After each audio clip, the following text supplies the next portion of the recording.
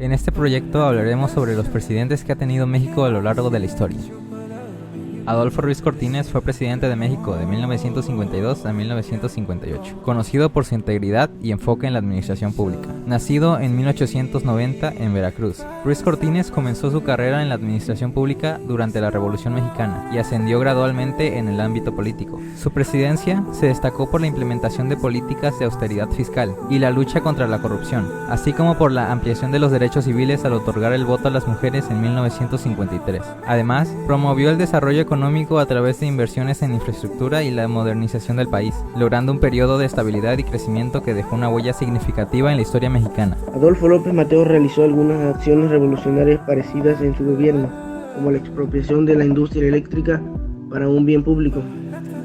La difícil situación económica que López Mateos encontró al inicio de su régimen lo llevaron a mantener la estabilidad monetaria y conservar la estabilidad en los precios. Durante su gobierno se amplió al grupo de instituciones dedicadas a la seguridad social, como la fundación del Instituto de Seguridad Social de los Trabajadores al Servicio del Estado como ISSSTE.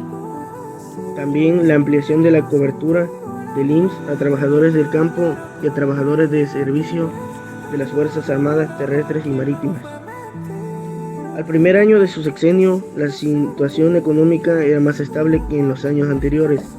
Logró equilibrar la balanza de pagos, detener el alza de precios y avanzar en el desarrollo de las industrias básicas como siderúrgica, la petrolera, la petroquímica y la eléctrica.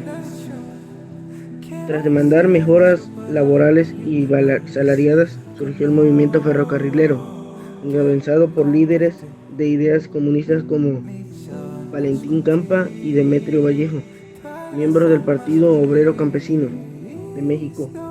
Surgió además por las diferencias ideológicas de control férreo que ejercía Fidel Velázquez en la CTM dentro del sindicato.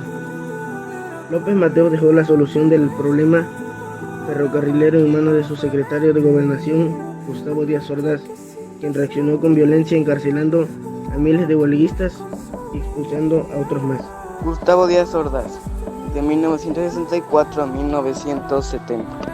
Gustavo Díaz Ordaz tenía una personalidad severa y enérgica que se acentuó para transformarse en un autoritarismo presidencial. A partir del año 1964, México avanzó en la fabricación de bienes de la industria ligera, bienes intermedios y de la capital. El primer conflicto que enfrentó Díaz Ordaz como presidente fue entre 1964 y 1965. Fue de un sector de la clase media profesional, los médicos del IMSSSTE, residentes e internos, y quienes protestaban para la mejora de las condiciones económicas y laborales. En enero del año de 1966, en La Habana, Cuba, se efectuó la primera conferencia de solidaridad con los pueblos de Asia, África y América Latina, conocida como la Reunión Tricontinental. Entre los asistentes mexicanos se encontraba el ingeniero Alberto Castillo, dirigente del Movimiento de Liberación Nacional. Y en el año de 1968, durante el gobierno de Díaz Ordaz, se dio a cabo la matanza de Tlatelolco. Luis Echeverría Álvarez, del año 1970 al 1976. Luis Echeverría fue el ganador de la elección por el PRI frente a su competidor Efraín González Morfín por el. En los primeros meses del año 1973, el sector obrero amenazaba con una huelga general si no eran atendidas sus demandas de aumento salarial. En el año 1974, la inflación continuaba en ascenso, por lo que se volvió a presentar un conflicto salarial semejante al del año anterior. Hacia finales del año 1971, el gobierno de Echeverría presentó un proyecto de reforma electoral para dar forma a la nueva Ley Federal Electoral, promulgada el 5 de enero de 1973. En el año 1975 se incorporan los minerales radiactivos a la propiedad nacional. También se facultó al Congreso para legislar sobre energía nuclear en ramas como la automotriz y productos químicos. En el último año de su gobierno, Echeverría siguió aplicando medidas restrictivas, pero también se caracterizó por la dolarización de la economía, especulación contra el peso, fuga de capitales, política restrictiva y el estancamiento de la economía nacional, aunque la especulación privada contra el peso y la dolarización se convertía en deuda pública. Por último, durante el sexenio de Luis Echeverría se lleva a cabo el halconazo y jueves de Corpus. La tarde del 10 de junio de 1971 coincidió con la festividad católica de Corpus Christi y por ello pasaría a la historia como jueves de Corpus. Se reunieron cerca de 10.000 personas que pedían la democratización de la enseñanza. Esa tarde se produjo una masacre en la que murieron por lo menos 70 personas y fueron heridas un centenar. Si bien la complicidad de los halcones con la policía capitalina era conocida por la opinión pública, fue denunciada ante el presidente Echeverría que no hizo nada por investigar. José López Portillo, 1976 al año 1982. López Portillo fue el único candidato a las elecciones presidenciales del año 1976. Portillo inició su mandato presidencial el 1 de diciembre en medio de un ambiente de incertidumbre y bajo el impacto de la devaluación decretada por su antecesor. En el año 1977 el presidente presentó su iniciativa de ley federal de organizaciones políticas y procesos electorales. El cambio al artículo 48 establecía prerrogativas para los partidos políticos como tener acceso en forma permanente a la radio y a la televisión. En enero del año 1980 se aplicó una nueva forma de recaudación fiscal denominada Impuesto al Valor Agregado, IVA, un impuesto que debía ser absorbido por los consumidores. Se añadía el 10% al valor de los productos.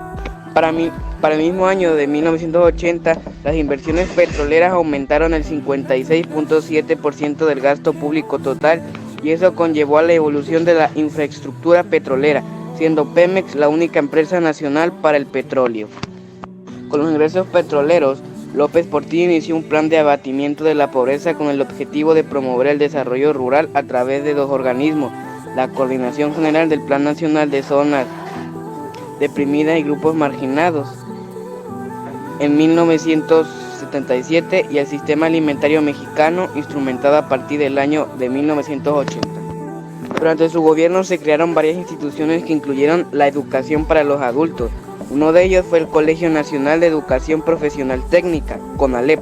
Miguel de la Madrid Hurtado fue presidente de México de 1982 a 1988, un periodo caracterizado por importantes desafíos económicos y políticos. Nacido en 1934 en Colima, de la Madrid asumió la presidencia en un contexto de crisis económica, con una inflación descontrolada y una deuda externa creciente. Su administración implementó el Plan Nacional de Desarrollo, que incluyó políticas de austeridad, la privatización de empresas estatales y la apertura económica hacia el comercio internacional, sentando las bases del neoliberalismo en México.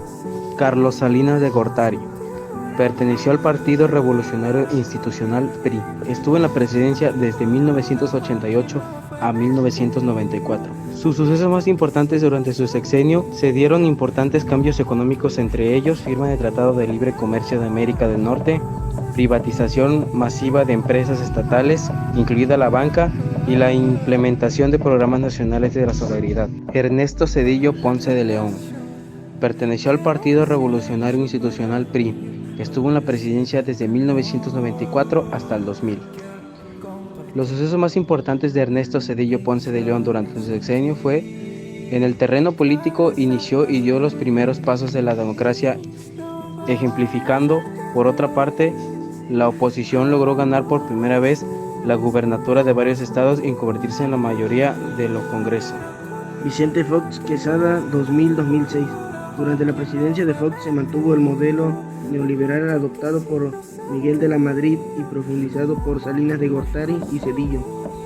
A pesar de las críticas, se continuó aplicando basado en políticas monetarias restrictivas con respecto a restringir la cantidad de moneda en circulación. El PAN, desde su origen como partido de oposición, se propuso insistir que la corrupción en el campo de la política era una de las grandes trabas al desarrollo material y político de México. Al llegar al poder en el año 2000, Vicente Fox no combatió este mal endémico, ni encarceló a ninguno de los peces grandes de la corrupción como había prometido. Entre 2000 y 2003 la economía mexicana entró en un periodo de estancamiento, donde el nivel de la producción se contrajo debido a estos otros factores, al descenso de la producción manufacturera de exportación y la inestabilidad financiera de los mercados financieros internacionales. El gobierno de Fox pretendía llevar a cabo el proyecto del nuevo aeropuerto internacional de la Ciudad de México en Texcoco. Todo esto representaba un marco idóneo para propiciar la agitación que surgió allí mismo. Las protestas estallaron el 22 de octubre de 2001 en el ejido y pueblo de San Salvador, Atenco, del Estado de México. Felipe de Jesús Calderón Hinojosa, 2006-2012. El cómputo final del Tribunal Electoral del Poder Judicial de la elección para presidente de la República de 2006 dio el triunfo a Felipe Calderón del PAN. Sin embargo, el número de actas irregulares en la elección de 2006 fue de 316.000. Durante los meses de julio a septiembre de 2006 fue la mayor movilización política en la historia del país. Asambleas populares, plantones, movilizaciones de cientos de miles de personas, veteranos y jóvenes para evitar la llegada de Calderón. El sexenio de Calderón fue una permanente y sistemática negociación entre su partido, el PAN, y el PRI, partidos con orígenes y estilos diferentes. Durante el sexenio se procesaron varias reformas importantes, siendo la reforma fiscal el caso más emblemático con la creación de dos nuevos impuestos, el empresarial de tasa única, IETU, y el de depósitos en efectivo, IDE.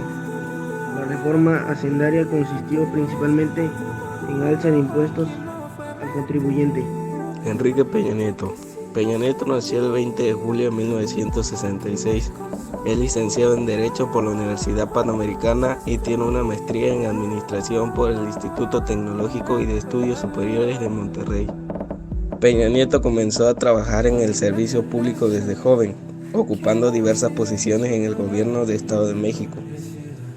De 2000 al 2002 fue secretario de Administración y del 2003 al 2004 fungió como diputado del Distrito 18 en la Legislatura del Estado de México, donde también fue coordinador del grupo parlamentario del Grupo Revolucionario Institucional. En 2005 contendió por la gobernatura del Estado de México. Durante su campaña recorrió el estado, escuchando a la gente y firmando compromisos de obra pública ante el notario. De esta manera fue electo gobernador del Estado de México, la entidad federativa más poblada del país. Su periodo de gobierno abarcó el 16 de septiembre del 2005 al 15 de septiembre del 2011. Bajo su responsabilidad se hicieron importantes avances en la materia de infraestructura y servicios públicos como el de la salud. Además, se llevó a cabo una reestructuración de finanzas del Estado, con lo cual se logró reducir la deuda pública y aumentar el gasto dirigido a obras y programas, sin necesidad de aumentar impuestos. Al concluir su gestión como gobernador en 2011, Enrique Peña Nieto expresó su aspiración de contender por la presidencia de la República. Tras una intensa campaña electoral caracterizada por firma de compromisos nacionales y estatales, obtuvo el triunfo el 1 de julio del 2012. Andrés Manuel López Obrador nace en Tepetitlán, municipio de Muscupana, Tabasco, en 1953. Licenciado en Ciencias Políticas y Administración Pública por la Universidad Nacional Autónoma de México. En 1976 inicia su carrera política cuando apoya la candidatura del poeta tabasqueño Carlos Pellicer para senador por el estado de Tabasco. En 1977 es director del Instituto Indigenista de Tabasco, donde realiza una importante labor en favor de los indígenas chontales. Regresa al Distrito Federal en 1984 y en ese mismo año asume la Dirección Promoción Social del Instituto Nacional del Consumidor. De esta época son sus libros Los primeros pasos del esplendor a la sombra. En 1988 se une a la corriente democrática que encabezan, entre otros, Cuauhtémoc Cárdenas y Porfirio Muñoz Ledo. En agosto de ese mismo año asume la candidatura para gobernador del estado de Tabasco por Frente Democrático Nacional. República, entonces del libro del Tabasco, víctima de un fraude. Al crearse en 1989 el Partido de la Revolución Democrática, es nombrado presidente del Instituto Político en Tabasco. Durante su periodo se estructura el PRD en ese estado. Se forman comités de base en pueblos y en colonias y se brinda apoyo y asesoría a campesinos y obreros. Incansable su lucha a favor de la democracia, encabeza un éxodo a la Ciudad de México por las irregularidades cometidas por el PRI en las elecciones municipales de 1991. Los exodistas obtienen importantes logros para Tabasco y Veracruz. En 1994, sus partidarios lanzan nuevamente su candidatura para gobernador de Tabasco.